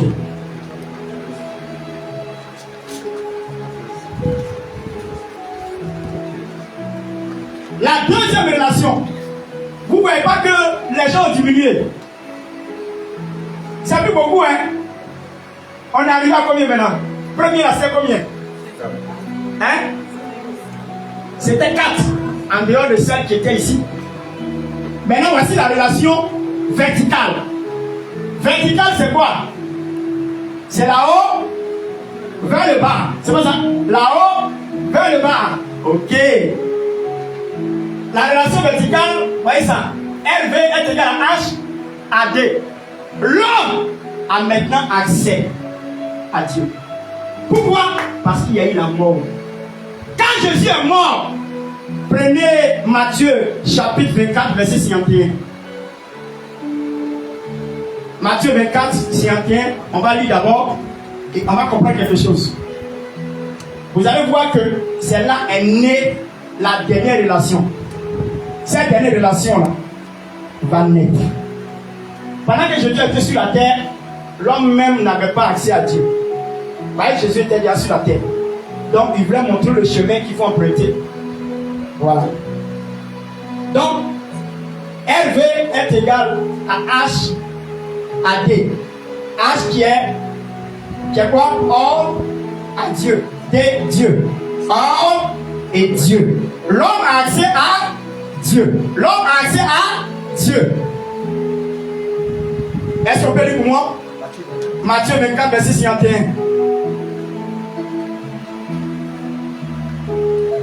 Écoutez bien, vous allez voir ce qui s'est passé. Quand il est mort, qu'est-ce qui s'est passé? Vous allez voir. Les gars donnent les caractéristiques. Je vais vous expliquer ce qui s'est passé. C'est là est née la dernière relation qu'il y a. Homme à Dieu. L'homme peut voir Dieu maintenant. Et puis il ne peut pas. Et puis c'est bon. Or avant, Dieu disait à Moïse, tu ne peux pas me voir et vivre. Tu ne peux pas me voir et vivre. On ne peut pas voir Dieu. Ancien Testament, on ne peut pas voir Dieu. C'est une relation verticale. On ne peut pas voir Dieu. Si tu me vois, tu ne peux pas vivre. C'est ceux qui sont habilités, qui ont la grâce. Parce que Moïse était considéré comme un souverain sacrificateur. Il avait accès à Dieu. 24, 51. Écoutez bien. Matthieu 24, 51. Matthieu chapitre 24, verset 51. Écoutez bien. Il me mettra en pièces. Non. Matthieu 24, 51. Attends. Attends, voir. Excusez-moi.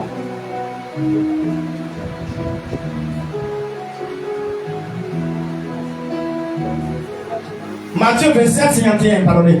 Excusez-moi. Matthieu 27, 51. Matthieu 27, 51, excusez-moi. Autant pour moi. Matthieu 24, 51, 27, 51. Écoutez bien. Hein? Okay. Matthieu 27, 51. Matthieu 27. Écoutez bien. Avant ça, il faut prendre le plus haut. Prends un peu plus haut. Ok, 45. 45 000, allons-y. Verset 45. Depuis la 6e heure. Depuis la 6e heure. Jusqu'à la 9e. Jusqu'à la 9e heure. Il y eut des ténèbres sur la terre. Il y eut des ténèbres sur la terre. Et vers la 9e heure. Vous savez, 9e heure là, ça signifie, en temps normal, quand tu comptes les heures, quand c'est 9e heure, c'est 15 heures. Quand tu entends 9e heure, c'est à 15 heures. Jésus est mort à 15 heures. À partir de 15 heures, c'est là que tout a commencé à basculer dans le monde. Lorsqu'il devait rendre. Donc, à la 9e heure, c'est à 15 heures du matin. L'après-midi, là, 15 heures. 3 heures de l'après-midi. Voilà. Allons-y. Jésus s'écria d'une voix forte. Jésus s'écria d'une voix forte. Élie, Élie. Élie, Élie. Lama sabachthani. Lama sabachthani. C'est-à-dire, mon Dieu, pourquoi m'as-tu abandonné? Écoutez bien. Quelques-uns de ceux qui étaient là, l'ayant entendu dire, il appelle Élie. Et aussitôt, l'un d'eux courut prendre une éponge qu'il remplit de vinaigre, et l'ayant fixé à un roseau, il lui donna à boire. Mais les autres disaient, laisse, voyons si Élie viendra le sauver. Jésus poussa de nouveau un grand cri et rendit l'âme. Il rendit l'âme. Et voici. Voilà, hein, il a rendu l'âme. Et puis regardez la conséquence. Lorsqu'il est mort, lorsqu'ils ont annoncé qu'il a rendu l'âme, regardez ce qui va suivre. Et voici. Et voici. Le voile du temple se déchira. Le voile de quel temple? Le voile de quel temple? Quand on parle de temple, c'est le tabernacle, l'endroit où on fait l'adoration. L'endroit où on ne pouvait pas avoir accès, là, c'est déchiré. Là où il vous a parlé, on ne peut pas rentrer. Que le sacrificateur rentre une fois dans l'année. ça s'est déchiré. Mais vous allez voir de quelle manière il est déchiré. Il y a la manière qu'il est déchiré. Ce n'est pas déchiré qui compte, mais la manière qu'il est déchiré. En temps normal, si vous voyez un rideau qui doit se déchirer là, ça ne peut pas se déchirer en haut. Après, en bas, ça doit se déchirer. Bah, c'est les bordures là que ça peut prendre pour déchirer. Vous voyez un peu? Hein? Un rideau qui est fixé là. Si on doit trouver un endroit où ça doit se déchirer, ce qui est correct et qui est normal, c'est quoi? C'est le bas. Pas le bas là. N'est pas fixé. Donc c'est pas là, ça peut se déchirer. Mais regardez bien. Le voile du temple se déchira en deux. Le voile du temple se déchira en deux. Il y a une séparation. Une séparation. On dit en deux parce que ça doit ouvrir. Ça ouvre en deux. Allons-y. Depuis le haut jusqu'en bas. Depuis le haut jusqu'en bas. La terre trembla, les rochers se fendirent. Les sépulcres s'ouvrirent et plusieurs corps de saints qui étaient morts ressuscitèrent. Amen. On dit quoi? Du haut. Du haut. Non, je veux vous entendre. Du haut. Du haut. Du haut. Du haut. On appelle ça comment? Relation. Relation. Verticale. Relation. Verticale. Relation. Verticale. La relation verticale, c'est de quoi?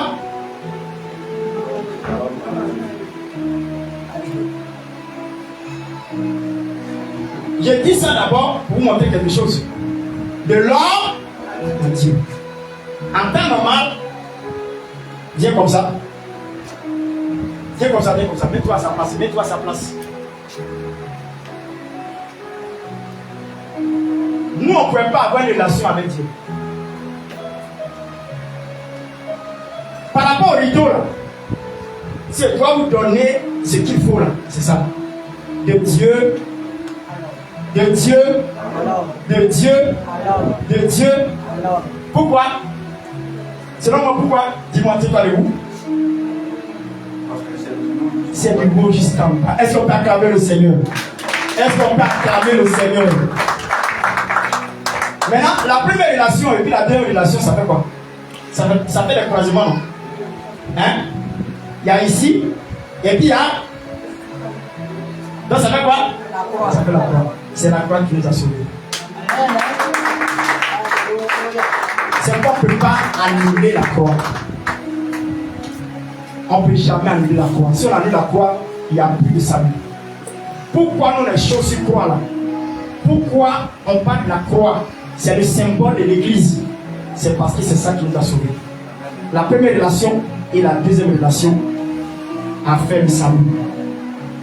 Elles sont acclamées le Seigneur. Vous pouvez aller. Que Dieu bénisse. Merci. Vous voyez, en ce moment où les choses sont passées comme ça, on a accès à Dieu maintenant. Maintenant, si on a accès à Dieu maintenant, on a accès à Dieu. Jésus vient et nous parle. Avant qu'il parte à la croix, il prépare les disciples. Et les disciples doivent avoir accès à l'esprit. Avant, on n'avait pas accès à l'esprit. C'était par famille. Si je choisis quelqu'un, si tu es né dans cette famille-là, ça peut tomber sur toi aussi. Et puis Dieu peut t'utiliser parce que tu fais partie de la famille où Dieu a choisi. Aujourd'hui, Dieu choisit tout le monde comme il veut. Il y a des gens, même dans la famille, il n'y a jamais un pasteur là-bas. Ils sont les premiers pasteurs là-bas. Vous voyez? À ma connaissance, dans ma famille, il n'y a pas. C'est moi. Parce que Dieu a choisi. Dieu n'est pas obligé de choisir ma soeur. Il n'est pas obligé quoi. Pas avant, quand il a choisi, les autres suivent. Si tu es enfant du monsieur qu'ils ont choisi, toi aussi tu es libre. On faisait de manière familiale pour ne pas qu'il y ait des désordres. Si on choisit ta famille, on te choisit là, c'est pas vous remarquez bien. Quand ils ont choisi Élie dans le temps, Élie que Anne est partie demander parce qu'elle voulait faire des enfants, Anne, le père spirituel de Samuel. Ses enfants étaient aussi dans le sacerdoce. Mais eux, ils sont comportés mal. Vous voyez, ils sont comportés très mal, les enfants d'Élie. Vous voyez. Et qu'est-ce qu'ils faisaient? Pendant qu'on faisait, on déposait le sacrifice des bœufs sur l'autel où ils ont brûlé bien en soubouillard. Ça sent bon comme ça. Et ils vont et puis prennent fourchette et mettent en grosse partie là. Et puis ils mangent. Manger de Dieu. Ce qui est réservé à Dieu, ils prennent fourchette, mettent dedans et puis ils prennent cuisse là. Bonne partie qui est bien là et puis ils mangent. Et il y a des comme ça. Vous voyez? Et c'est de lui vient un descendant qui s'appelle Abiatar. En principe, c'est comme ça. Quand tu es l'esprit sur toi, les descendants qui viennent là, de ta lignée là, ils servent Dieu aussi. À quoi les ils ont fait? Ils ont sanctionné Abiatar. Il n'y a plus de descendants de Élie. Jusqu'à ce fini. Dieu a fermé le réseau parce qu'ils ont péché. Il n'a pas pu détester ses enfants. Ses enfants fait des bêtises. Donc Dieu a bloqué le réseau. Donc eux là, même si Abiatar fait des enfants, ils ne seront plus sacrificateurs. C'est fini. Ils ne seront plus dans le sacerdoce. Parce que Dieu a sanctionné sa maison. Amen. Est-ce que quelqu'un me comprend? Voilà. J'ai dit ici que, je disais aux gens ici que, en temps normal, la venue du Saint-Esprit, moi je le dis, ça ne regarde qu'à moi, selon moi, mon interprétation, selon ma vue personnelle, spirituelle. La venue du Saint-Esprit, la Pentecôte, là, pour moi, c'est ce qu'on appelle la plénitude de l'Esprit. Amen. Écoutez-moi bien. La venue du Saint-Esprit, cette fête de Pentecôte là, pour moi personnellement, avant que, pour moi c'est pas la venue du Saint-Esprit. Est-ce que vous comprenez bien? Pour moi, personnellement, selon l'enseignement que moi j'ai reçu, selon mes recherches, la Pentecôte n'est pas la venue du Saint-Esprit. La Pentecôte, c'est la plénitude de l'Esprit. Je vous explique. J'ai posé des questions à tout le monde ici. Je les ai demandé. Jésus avait les disciples, quand ils étaient ensemble, est-ce que l'Esprit était là? Est-ce que les disciples avaient le Saint-Esprit? D'autres ont répondu oui, d'autres ont dit non, tout ça. Et puis après, il est tranché.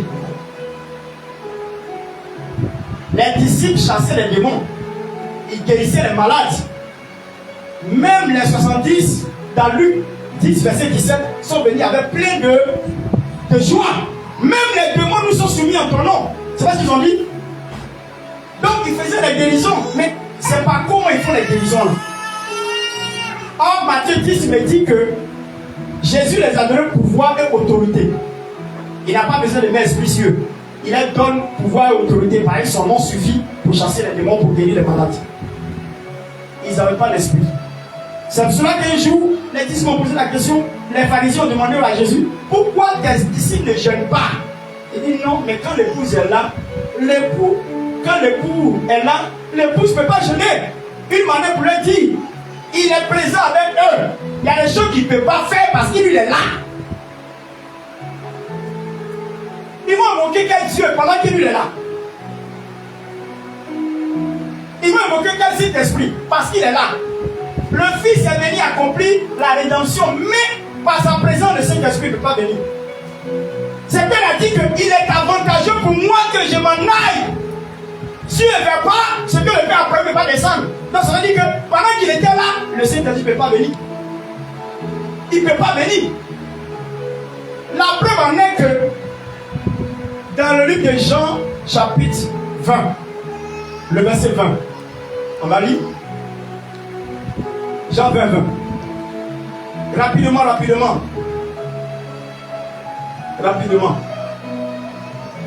J'ai pris un peu de temps. Rapidement, on va quitter ici.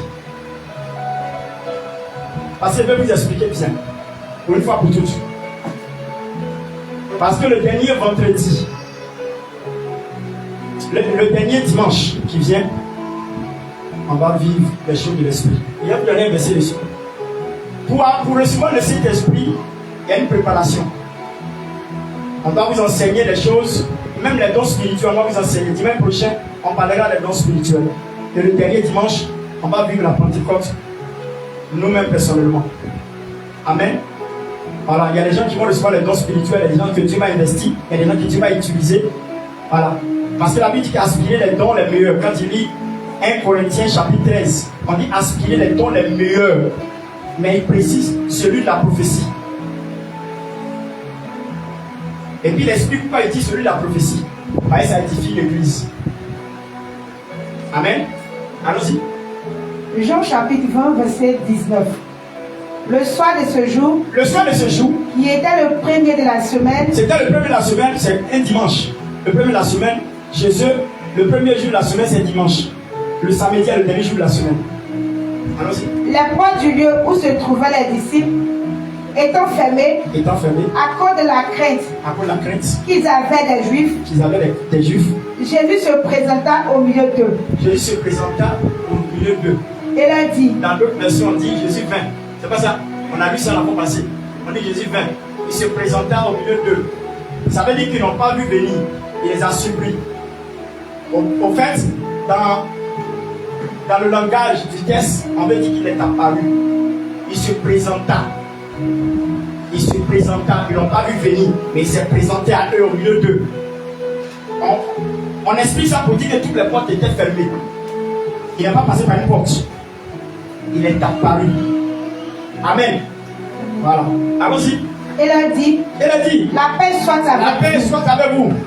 Au verset 20. Et quand il eut dit cela, il leur montra ses mains. Et son côté. Les disciples furent dans la joie en voyant le Seigneur. Amen. Amen. Pourquoi il est présent de son côté et il présente les mains? Parce qu'il est déjà venu là. Mais quand il était venu la première fois, il a constaté que Thomas n'était pas là. Donc ceux qui étaient là, ils ont fait contre à Thomas. Thomas aussi, comme il est compliqué, on lui a dit que Jésus est venu. Il dit non, c'est pas vrai. Si moi je n'ai pas touché son côté, il n'ai pas touché sa paume, je n'ai pas vu ses plaies, les trous, les clous, moi je ne vais pas croire. Donc Jésus vient pour la deuxième fois pour Thomas. Jésus est vraiment amour. Il fait une autre apparition pour venir à cause de Thomas. Allons-y. Au 21, Jésus leur dit de nouveau. La paix soit avec vous. La paix soit avec vous. Comme le Père m'a envoyé, moi aussi je vous envoie. Après ces paroles, il souffla sur eux, et leur dit, recevez le Saint-Esprit. Alléluia. Amen. Donc ça veut dire qu'ils n'avaient pas Saint-Esprit avant. Non, mais vous demande, soyons clairs pour voir. On lui souffla sur eux et reçut le. Pour les disciples, ce n'est pas la venue du Saint-Esprit qui est la Pentecôte. Ils avaient déjà reçu d'abord. Mais ils étaient pleins là-bas. Pour les autres qui n'ont pas reçu, où ils étaient en réunion, c'est on peut dire que cet esprit est venu pour eux. C'est un remplissage là. C'est ça qui appelle les disciples. La plénitude. C'est comme ils prennent la Pentecôte et la plénitude de l'esprit. Parce qu'ils avaient déjà reçu le Saint-Esprit. Vous savez pourquoi ils ont reçu? Je vais vous expliquer ici. Avant qu'ils le reçoivent là, ils avaient un comportement. Malgré Jésus était là. Ça empêchait Pierre à régner Jésus. Ça empêchait Pierre à couper l'oreille du soldat. Dites-moi, ça empêchait Judas à trahir Jésus. Marie était là. Ils avaient les imperfections en eux. Avec ces imperfections en eux, ils ne peuvent pas aller attendre à Jérusalem sans que l'esprit ne soit en eux. Donc Dieu permet qu'ils aient l'esprit afin d'aller pour que l'esprit puisse les aider à tenir. Parce qu'il y a des impatients parmi eux. Thomas comme ça là, il peut disjoncter un coup. Plus il ne croit pas, plus ça dure, Thomas va commencer à avoir des problèmes. Pierre aussi, vous connaissez comment il fait, il décale. Quand le Saint-Esprit est là, il t'aide. Le rôle du Saint-Esprit vient pour aider. Il vient pour soutenir, il vient pour guider, il vient pour résister aux épreuves, aux attentes. Dans tout ça, il reçut le Saint-Esprit et ils sont partis à Jérusalem. Alléluia. Est-ce que quelqu'un me comprend? Est-ce qu'il enseigne bien la parole de Dieu? Est-ce qu'il enseigne bien la parole de Dieu? Prenons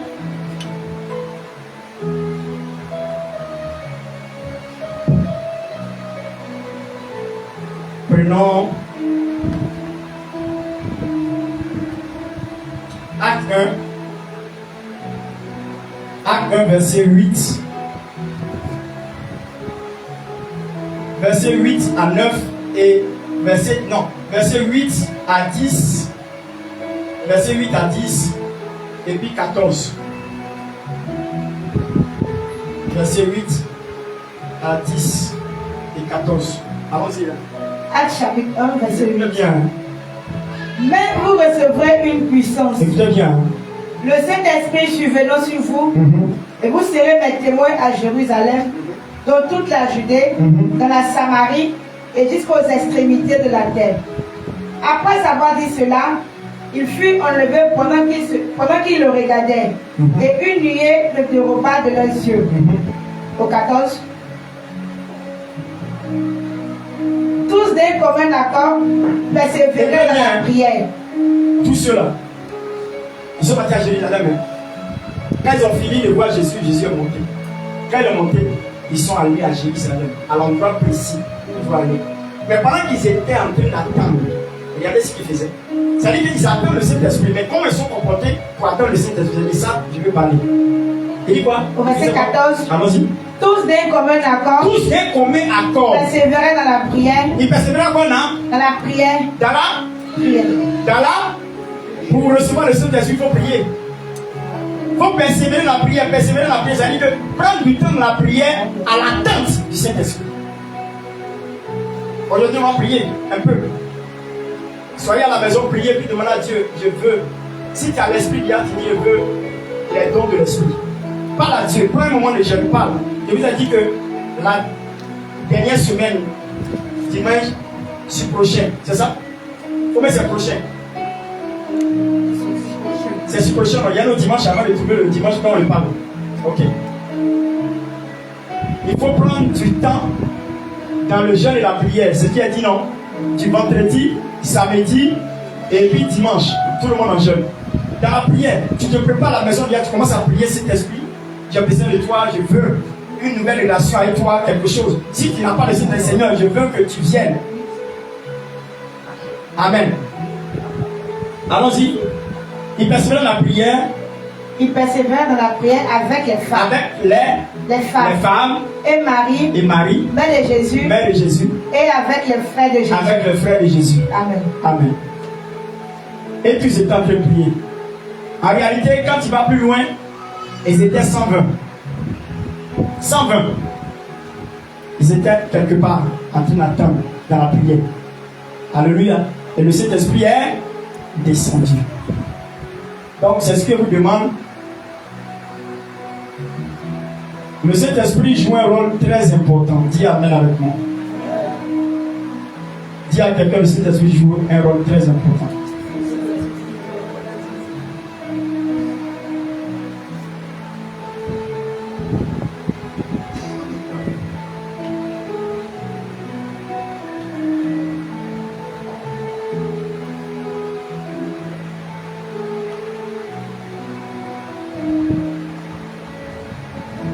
Prends le dernier verset et puis je m'arrête là. 1 Corinthiens.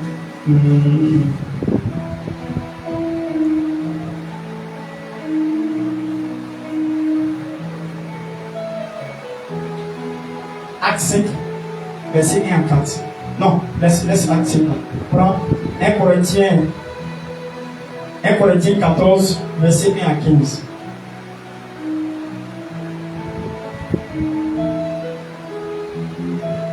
1 Corinthiens 14, verset 1 à 15. 1 Corinthiens chapitre 14, verset 1er. Recherchez l'amour. Aspirez aussi aux dons spirituels, mais surtout à celui de prophétie. En effet, celui qui parle en langue ne parle pas aux hommes, mais à Dieu, car personne ne le comprend. Et c'est un esprit qui dit des mystères. Au verset 3, celui qui prophétise au contraire parle aux hommes, les édifie, les exhorte, les console. Celui qui parle en langue s'édifie lui-même. Celui qui prophétise édifie l'église. Vous comprenez bien? Allons-y. Au verset 5, je désire que vous parlez tous en langue. Il dit lui désire que tout le monde parle en langue. Mais encore plus que vous prophétisez. Vous voyez, il préfère que nous ne sommes pas la langue, mais ceux qui préfèrent, qui voient qu'ils aiment bien parce que ça édifie l'église. Or, le don de langue édifie seulement que toi seul. Amen. Ça t'édifie toi seul. Pendant que tu parles la langue, ça te fait du bien, toi-même. Mais ça ne fait pas du bien à l'autre. Ça s'édifie soi-même. Or, la prophétie édifie tout le monde. Une prophétie est un message qui vient par le touchement d'une personne. Ouais, non. Quand on prophétise, ça fait du bien à tout le monde. Tout le monde est restauré. Tout le monde est content. Quand tu parles, quand il dit mon peuple, voilà ce qu'il faut faire. Mon peuple, je vous bénis aujourd'hui. Tout le monde est content. Or, la langue, c'est une langue étrangère. Donc, toi-même, tu ne comprends pas. C'est pas celui qui a voulu de toi qui va comprendre. Toi-même, tu parles, mais tu ne comprends pas. Maintenant, c'est pas celui qui a voulu qui va comprendre. Amen. Ok. Prends ce verset-là rapidement.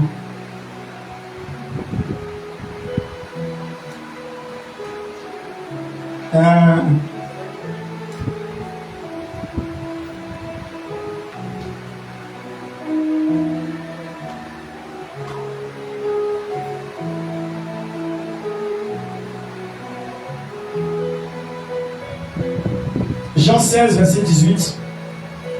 Voici le rôle que le Saint-Esprit, c'est ça même qui est plus important pour moi. Le rôle que le Saint-Esprit joue. Le Saint-Esprit est considéré comme Dieu. On aura l'occasion de parler de ça avec les dons spirituels. Le Saint-Esprit est considéré comme Dieu. Il est Dieu. Le Saint-Esprit est comme Dieu. Quand il lit Actes chapitre 5,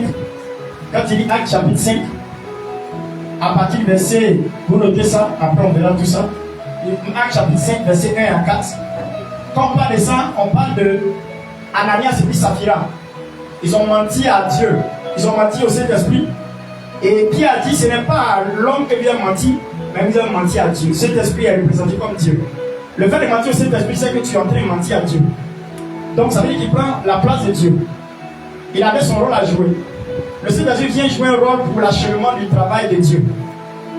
Il ne vient pas pour le salut. Saint-Esprit ne vient pas pour le salut. Écoutez-moi bien. Le salut a été déjà donné, mais nous permet de tenir et de marcher jusqu'à ce que Christ revienne. Son rôle, c'est de nous aider, à nous équiper, à tenir la décision qu'on a prise pour suivre le Seigneur, là, pour ne pas qu'on rétrograde, pour ne pas qu'on soit demain des païens. Quelqu'un peut donner sa vie aujourd'hui et puis demain il devient païen. Vous voyez un peu. Mais le Saint-Esprit nous aide à éviter les pièges. Le Saint-Esprit nous donne l'occasion de tenir. Quelles que soient les adversités et les épreuves, c'est le Saint-Esprit qui nous aide à ça. Le Saint-Esprit nous aide à changer. Le Saint-Esprit nous aide à connaître la croissance. Il nous fait grandir. La croissance, c'est le Saint-Esprit qui fait ça. Le Saint-Esprit vient pour nous transformer. Il nous transforme. Il nous aide. Vous voyez son rôle. Il vient pour achever le travail que Christ a bien fait pour le salut. Ce n'est pas le Saint-Esprit qui a venu donner le salut. Celui qui a donné le salut, son travail, là, c'était Jésus. Maintenant, le Saint-Esprit vient pour nous aider. Pour nous aider à tenir, à résister aux adversités. Il nous permet d'avoir la croissance, de devenir grand. Il nous fait grandir dans la foi chrétienne. C'est le Saint-Esprit. Il était ami personnel. Le Saint-Esprit fait que tu as une relation avec lui. C'est un ami. Les gens pensent que le Saint-Esprit c'est seulement dans l'église. Si vous avez remarqué bien, les gens quand ils prient là, tout ce qu'ils prient par rapport au Saint-Esprit, ça fait l'église. Non. Le Saint-Esprit c'est un ami de tous les jours. Tout ce que tu veux faire, si ce n'est pas ambigu, ce que tu veux faire là, si ce n'est pas ambigu, quand il est ambigu, des choses qui n'ont pas de tête ni de queue, des plaisanteries, le Saint-Esprit n'est pas dedans. Mais si c'est des choses qui sont sérieuses, importantes, le Saint-Esprit est prêt à intervenir. Ta télévision est gâtée, tu peux imposer ta main Saint-Esprit. Si tu as une bonne relation, Saint-Esprit, allume la télévision. Il peut allumer ta télévision qui est gâtée, réparer. C'est son rôle à ça. Les gens disaient que le Saint-Esprit est une puissance. Quand il dit c'est une puissance, ça veut dire qu'il n'a pas de sentiments. Le Saint-Esprit est comme une personne parce qu'il a des sentiments. C'est pourquoi la Bible dit dans Éphésiens 4, verset 30 que n'accusez pas l'esprit. n'attristez pas l'esprit. On n'attriste pas une puissance. Si c'est une âme, est-ce que l'âme a des sentiments? Quand on lance nucléaire dans l'assentiment, il va dire, là, il n'est pas tombé là, il est tombé ici. Non, les gens en font pitié. C'est ça? Quand tu as des sentiments, c'est que tu vas voir que l'âme va commencer à avoir des sentiments. La pitié pour ne pas tuer. Le Saint-Esprit est une personne, mais en lui, il détient un pouvoir. Une puissance, la puissance extrême. Le Saint-Esprit a tout pouvoir, comme Dieu a tout pouvoir. Mais si on dit que c'est une puissance, il détient en lui la puissance. Il n'est pas une puissance. Parce que si on dit qu'il a une puissance, c'est qu'il n'a pas de sentiments. Oh, il s'attriste. Vous comprenez? Il s'attriste. Ma fille, finissons ça. Jean chapitre 16, verset 18. Voilà, écoutez bien. Regarde le rôle du Saint-Esprit. Parce qu'il me plaît beaucoup son rôle. Jean 16, 18 dit quoi? Il vient pour faire quoi? Il vient en nous pour faire quoi? Il disait donc, que signifie ce qu'il dit? Non. J'ai dit Jean combien? 16. Verset 18. C'est ça. Est-ce que toi tu as bien vu que c'est ça? Hein? Attends voir si moi-même je ne me suis pas trompé. 16 verset. Excusez-moi, pardon. C'est le verset 8. Pardon. C'est le verset 8, pardon. Excusez-moi. Rectifiez, pardonnez. J'ai vu ça rapide et puis il a dit 18. C'est 8. Excusez-moi. Jean chapitre 16, verset 8. Écoutez bien. Et quand il sera venu, quand le Saint-Esprit sera venu, il convaincra le monde. Il convaincra le monde. En ce qui concerne le péché. La justice. Et le jugement. Pourquoi il vient pour ça d'abord? C'est pour le salut. Le Saint-Esprit vient te convaincre. Quand il est en toi, quand tu as péché, il te rappelle. Ça là, c'est pas bon. C'est pas bon. Ce que tu viens de commettre là, c'est pas bon. Ça peut t'amener là-bas. Il te convainc que ce que tu as fait, c'est pas bon. Il éveille ta conscience. Il parle. Il te parle. Vous savez, ceux qui sont déjà fichés, il les appelle les hommes fichés. Il y a des hommes fichés. Il y a des hommes qui sont fichés. S'il y a un ordinateur où on doit prendre une liste pour aller au paradis, il y a des gens qui sont fichés. Par exemple, le paradis, c'est comme on s'en prend un visa pour aller au paradis. Donc on passe, on auditionne. Tu viens et puis on te dit caché. Refus. C'est la même chose là-bas. Donc c'est le Saint-Esprit qui donne le cachet. Il parle à nos consciences. Il nous parle. Oh, il y a des gens, on les appelle fichés. Ils n'ont même pas besoin d'aller en ambassade du paradis. En ambassade du paradis, il ne peut pas aller là-bas. En ambassade du paradis, de la terre au paradis, quoi. L'ambassade du paradis, de la terre au paradis, quoi. Alléluia. C'est ça pourquoi ils sont fichés. Je vais vous expliquer. Eux, on ne peut plus rien faire pour eux. Quand il dit 2 Timothée 3, c'est écrit là-bas. Ces gens-là, ils ont le chiffre 666. 2 Timothée 3 dit, dans les derniers temps, ils auront des temps difficiles. Les gens abandonneront la foi pour s'attacher à les enseignements des démons. Tu peux lire pour moi 2 Timothée 3 rapidement. Vous allez voir ceux-là. Ils n'ont même pas besoin d'aller à l'ambassade. Eux-mêmes savent les sorts. Les gens qui sont tranchés. Tu dis quoi? Tranche quoi même? Transigeant. Voilà. Transigeant. Lui il sait. Lui il sait. Transigeant là, lui il sait.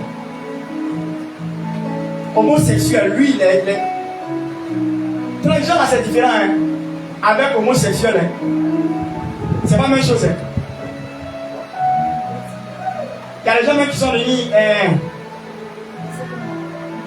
ils se sont mis comme des femmes. Ça, c'est pas transgenre. Hein. Transgenre, c'est différent. Hein. Transigeant. Là, c'est grave. Ils ont tout fait pour que leur corps soit transformé aux femmes. Lui, les femmes. Et puis, il est garçon. L'autre est garçon, il est femme. C'est pas maquillage, ils font bien même. Ça, joli. Il y a une famille là, qui a bien chambé, c'est pas quoi là. Lui là, comme ça, il sait. Lui, il sait. Il ne peut pas dans l'ambassade. Lui, il sait. Ouais, non. Pour quelqu'un au moins qui a la zone 4, qui a fait semblant de ressembler à la femme, il est garçon qui fait façon là. C'est autre cas. Lui peut se repentir et puis on peut gérer son affaire. Mais un gars comme ça, on fait comment? Même moi-même ici, le Seigneur au ciel là, lui là, il ne le reconnaît plus. Parce que moi, il te reconnaît comme garçon, mais tu es femme. Donc on fait comment? Dites-moi, on fait comment? Entre nous ici les hommes, pardon, on fait comment? Non, dis-moi, on fait comment? Pourquoi? Parce que la conscience est morte. Au fait, c'est là les personnes, la conscience est morte. Si tu as encore une conscience, il faut me dire, tu es, il y a la conscience morte. Morte. C'est-à-dire, il ne sent plus rien. Pour lui, ce qu'il fait là, c'est normal, c'est vraiment bien. C'est normal, Dieu est pour ça. C'est ça la Bible dit qu'il prend ce qui est mal en bien. Ce qui est mal là, il fait ça bien. Et puis il croit que c'est ça, il est dans la vérité. On a ça une conscience morte. Quand tu as la conscience, un peu, tu te réveilles de ton sommeil. Hein? Non, ils ont trouvé ça. Seigneur, parle-moi. Ça veut dire que ta conscience est éveillée. Mais quand elle est morte, tu prends plaisir pour le faire. Joli même, pour donner aux gens. Et ça existe. Allons-y. 2 Timothée chapitre 3, verset 3. Il va commencer au chapitre 3, verset 1. Verset 8, c'est verset 1 même. Sachez que dans les derniers jours, il y aura des temps difficiles. Quand les hommes seront égoïstes, amis de l'argent, fanfarons, hautains, blasphémateurs, rebelles à leurs parents, ingrats, irréligieux, insensibles, déloyaux, calomniateurs, intempérants, cruels, ennemis des gens de bien, traîtres, emportés, enflés d'orgueil. Allons-y, continuez. Aimons le plaisir plus que Dieu. Voilà, aimons le plaisir plus que Dieu. Vous allez vous dire que c'est normal pour aimer le plaisir plus que Dieu. Chauffer, faire le show, tout. Allons-y. Ayons l'apparence de la piété, mais régnons ce qui en fait la force. Éloigne-toi de ces hommes. Vous comprenez bien, il faut semblant comme ils sont en train de marcher avec Dieu bien. Mais régnant ce qui est l'essentiel, qui est la pureté. La pudeur. Alléluia. Ceux-là, ils sont en enfer. On ne dit pas qu'ils commettent. Hein. Ceux qui ont bien de lui, là, ils ne commettent pas. Quand tu commets un péché, tu peux te repentir. Mais lui, il ne commet pas. Lui-même, il est péché lui-même. Quand tu es déloyal, là, une personne déloyale, ça veut dire que lui-même, là, c'est comme ça qu'il est. On ne peut pas le changer, quoi. C'est-à-dire que c'est sa personne. C'est-à-dire, lui, on doit le mettre dans le dictionnaire comme on dit mot déloyal, c'est ça. Il ne peut pas changer, quoi. C'est ça, on dit. Et quand il prend Jude 1, quand il lit Jude 1 là-bas, vous allez lire ça, vous allez voir les gens parlent. Leur condamnation est déjà signée avant la fondation du monde. Il y a des gens, ils sont déjà fichés. C'est ça qu'ils sont fichés là. Jude 1, verset 4 là-bas. Vous allez voir qu'ils ont parlé de ça. Alléluia. Que le Seigneur bénisse.